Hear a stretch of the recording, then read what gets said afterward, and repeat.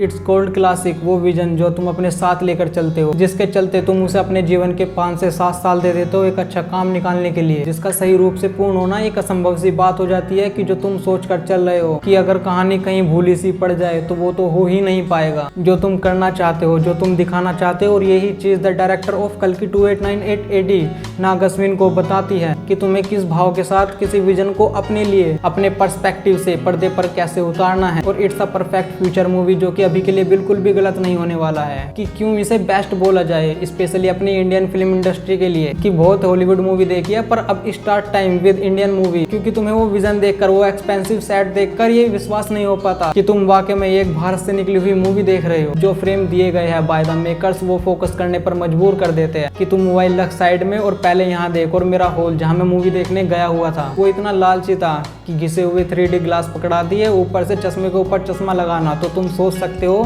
क्योंकि कोई छोटी चीज ना छूट जाए तो तुम ये सोच सकते हो कि क्या ही अनुभव होगा। तो मेरे लिए कि अगर तुम 2D में आराम से कंफर्टेबल होते हो तो आराम से देख लेना 2D में। 3D में ऐसा कुछ स्पेशल था नहीं, मतलब कि तुम वो मजा 2D में भी ले सकते हो। 3D के लिए एक शॉट था जो कि अपना स्किन के लिए काम करता है, कैप्टन, उसका एक एंट्री सीन था जहाँ उसके साथ एक चीता आता है ऊपर से धाड़ मारता हुआ, जो शायद से चीता ही था, वो था 3D के लिए। जहाँ BGM अपना काम करता है, तुम्हें कॉम्प्लेक्स से पहली बार दर्शन होते हैं, जहाँ तुम्हें पता लगता है कि लोग क्यों कॉम्प्लेक्स में जाना चाहते हैं, उनकी कॉम्प्लेक्स को लेकर जो फीलिंग है वो क्यों आक्रामक है। जब वो तुम देखते हो अपने भैरवा के जरिए, स्पेशली भैरवा के लिए कि क्यों भैरवा कॉम्प्लेक्स में जाना चाहता है किसी को मार कर या फिर कैसे भी जाना पड़े, तो तुम्हें भी लगता है कि हाँ बंदे की मजबूरी तो है, कोई किसी का साथ नहीं दे रहा है। जहाँ पानी के लिए तुम्हें भटकना पड़ रहा हो यूनिटों को इकट्ठा करने के लिए। जहाँ कल्कि की स्टोरी को अगर मैं एक्सप्लेन करूँ तो वर्ल्ड वॉर हो चुकी है, सब कुछ खत्म हो चुका है और समय 2898 AD में पहुंच चुका है, जहां पहला शहर काशी जो कि दुनिया का पहला शहर हुआ करता था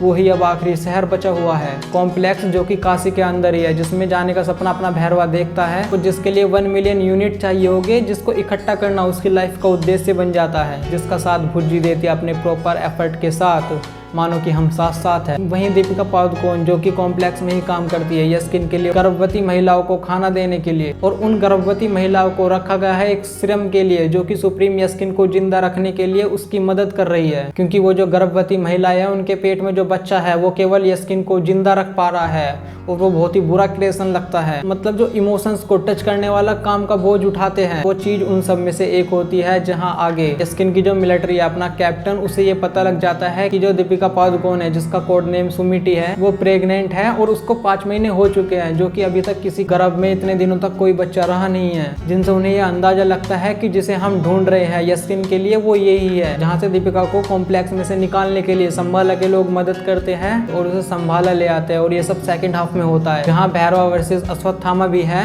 अपने प्रॉपर स्टाइल में। और वो टक्कर देखने में आपको मजा आता है, अमिताभ बच्चन का वो रूप जो तुम हमेशा से देखना चाहते हो बिग स्क्रीन पर, अग्रेसिव लीडर, और उसको स्क्रीन मिल जाए अपने प्रॉपर एफर्ट के साथ, तो तुम सोच सकते हो कि क्या ही एफर्ट डाला होगा बंदे ने। क्योंकि फर्स्ट हाफ के बाद मतलब सेकंड हाफ में भैरवा और अश्वत्थामा ही पूरी मूवी को लेकर चलते हैं अपने BGM के जोर पर। जो देखने में मजा आता है वो गॉड और एविल की लड़ाई कि कौन एविल निकल जाए। कमल हसन का कैरेक्टर सुप्रीम यस्किन, जिसको VFX और CGI की मदद से बहुत ही कमजोर बॉडी के रूप में दिखाया जाता है, जो कि समझ में आता भी है कि बंदा 200 साल से जिंदा है तो फिर क्या ही हालत हो रही होगी। और वही जरूरत तुम्हें लोगों से उनका सब कुछ छीनने में मजबूर कर देती है, जहाँ लोग इसके खुद भी जिम्मेदार है अपनी मन मर्जी को लेकर कि फिर कोई क्यों ही उनका भला करे। और ये बात मूवी देखते वक्त समझ में आती भी है, जहाँ अश्वत्थामा अपना विजय धनुष के साथ है। हाँ, विजय धनुष, वो छड़ी जो अश्वत्थामा के हाथ में है वो विजय धनुष ही है, बाकी ये हिंट ही है, और तुम समझदार होगे तो समझ जाओगे कि ये किसके लिए बोला जा रहा है, और जिसके बलबूते पर ये मूवी गेम चेंजर साबित भी होती है अपने क्लाइमैक्स को लेकर। अपने प्रॉपर आइटम के साथ अपना भैरवा जो कि हरामखोर तो पक्का है, अपने दर्द से लोगों का भरोसा जीत लेता है अपने काम को निकालने के लिए। प्रभास, अगर तुम्हें बाहुबली वाली झलक देखनी है अपने प्रभास की